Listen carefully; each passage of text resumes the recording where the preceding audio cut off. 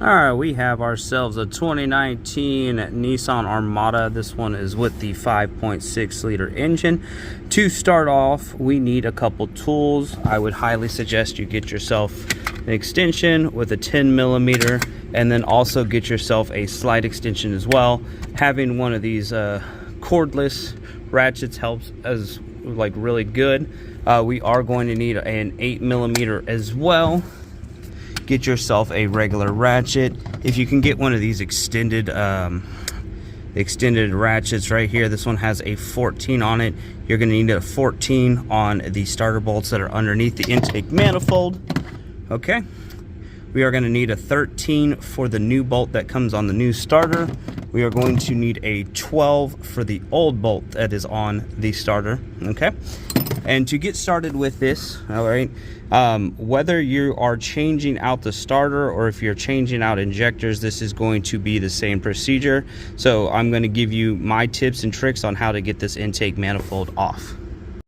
Also, before we get started on the actual starter itself, or depending on what it is, make sure you go ahead and disconnect your positive and negative, because you are going to be working with the starter down there. You do not want to risk shocking or busting the main circuit or anything like that. So that's why I go ahead and I disconnect everything first, and then you're good to go. All right, so to get started, go ahead and remove your intake tube right here. Okay, this is going to be your intake tube. Go ahead and remove this box as well. So what you're going to have to do is you're going to have to take off a couple of these vacuum connectors right here and this one right here. Once you get this out of the way, if not, whenever you're trying to work, that box is going to want to keep falling in your way over here. Okay, on this side, go ahead and take off your throttle body as well. We don't want to leak any of the coolant, so there's coolant lines on the bottom of the throttle body. If you just disconnect the throttle body and get it out of the way, you'll be able to get this intake up. Disconnect this solenoid purge valve right here. Okay, you're gonna get that out of the way. That's gonna pop over here. It's gonna get out of the way. Go ahead and disconnect another vacuum tube over here. All right, and you're gonna have a PCV tube right here. All right, go ahead and disconnect that. All right, there's going to be a PCV tube right here on the back side of the intake manifold. Disconnect that as well. All right, go ahead and disconnect this heater hose right here. All right, there's going to be a 10 millimeter right here, and there's also going to be a 10 millimeter on the side. And then what I did is I went ahead and I got a zip tie, so you could zip tie this out of the way.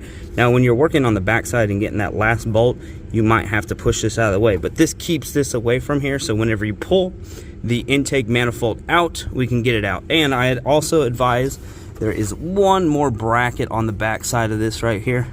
Go ahead, and not this one right here, it's actually going to be that one right there. Go ahead and take that one off, so whenever you go to take the intake manifold off, that one's going to be right there, and you don't even have to get it out of the way. Once you do that, and then you're going to find your 10 millimeter bolts. Okay, there's going to be 10 of them. 1, 2, 3, 4, 5, 6, 7, 8, 9, and 10. All right, the two ones at the back are going to be a pain in the butt, but I believe in you. So you're going to take all these, get yourself a magnetic tray as well. Okay, get your magnetic tray so that way your bolts sit here. Okay, and then for your throttle body are going to need these 8 millimeter bolts right here.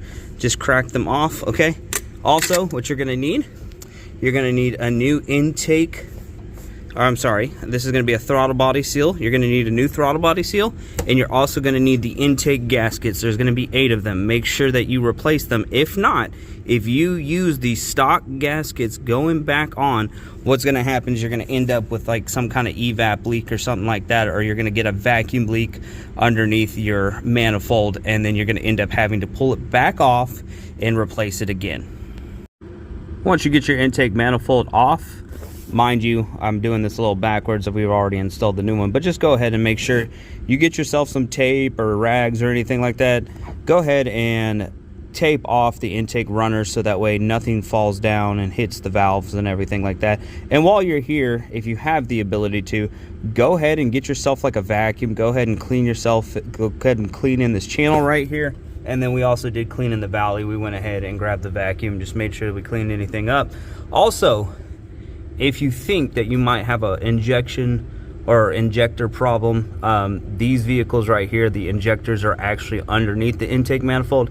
So this would actually not be a bad idea to go ahead and replace your injectors while you're underneath this.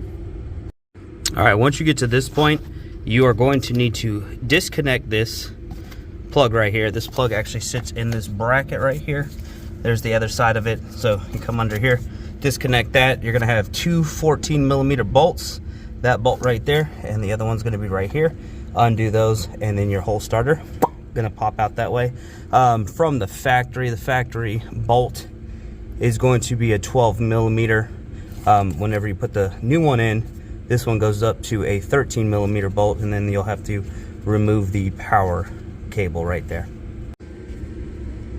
All right, so you're gonna get your manifold gaskets going this way. All right, and mind you, there is a wrong way to install these, so make sure that whenever you are installing them, start with this little channel. Look, they have a little channel right there. Push right there, and then just follow it around. You will not need any kind of RTV or anything like that. These actually do fit in here pretty snug, but once you get all 8 of them on there, go ahead and get ready and install it back onto the vehicle. All right, when you get your intake manifold back on, you're gonna wanna put your 10mm bolts in. Go ahead and put them in. Use your 10mm, start them all by hand, okay? Do not snug them down. You want to have a little bit of play in this, especially when you get onto the 2 ones that are on the back, that one on that side, that one on that side. If you snug these down, you're not gonna have enough play and you are not going to be able to get them started. You want to be able to start every single one of them by hand. Once you get them started by hand and you have all of them started, you're gonna work your way from the middle, okay? Those 2, and then these 2, those 2, these 2, and then the back 2. Okay, I know the back 2 are a little bit tougher to get to, but we want to work our way from our inside all the way outside so that way it seals correctly. If we work like this, what's going to happen is we're going to create possibly an air gap. We want to spread out the pressure from the inside to the outside. All right, when you have your bolts all started and everything like that, you're going to get yourself a torque wrench, and these are going to be torqued to 8 foot-pounds. There we go. So you can go right there. And then we get on this side.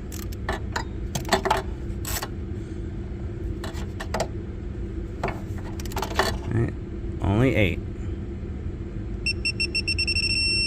There we go. And so like I was saying in the last little clip, we're going to start from here. 1, 2, 3, 4, 5, 6, 7, 8, 9, 10. We want to work our way outwards, okay? If you want to look this up, this is what it also does say in the Nissan spec as well. All right, when you have your bolts all started and everything like that, you're going to get yourself a torque wrench, and these are going to be torqued to 8 foot-pounds. There we go. So you can go right there. And then we get on this side.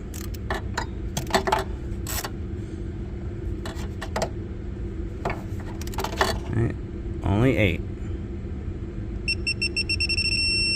There we go.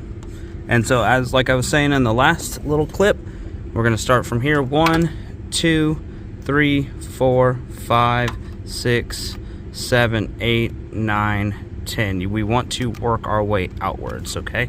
If you want to look this up, this is what it also does say in the Nissan spec as well. All right, I know this is kind of irrelevant, but I highly suggest you get yourself a light that you can stretch over the hood. It makes it so much easier, so that way you're not sitting there holding the flashlight. Also, one of these right here, these are the step-up creepers. So instead of the creeper going underneath, you can just get right here. You can step on it, you can lay on it, and then this gives you perfect access, so that way you're not sitting there with a bucket or a stool or something on the side. We can just get in here and we can work on it. This is a very wise investment if you can get one of these, especially when you're working on these trucks, SUVs, or anything that's a little bit taller than a normal vehicle.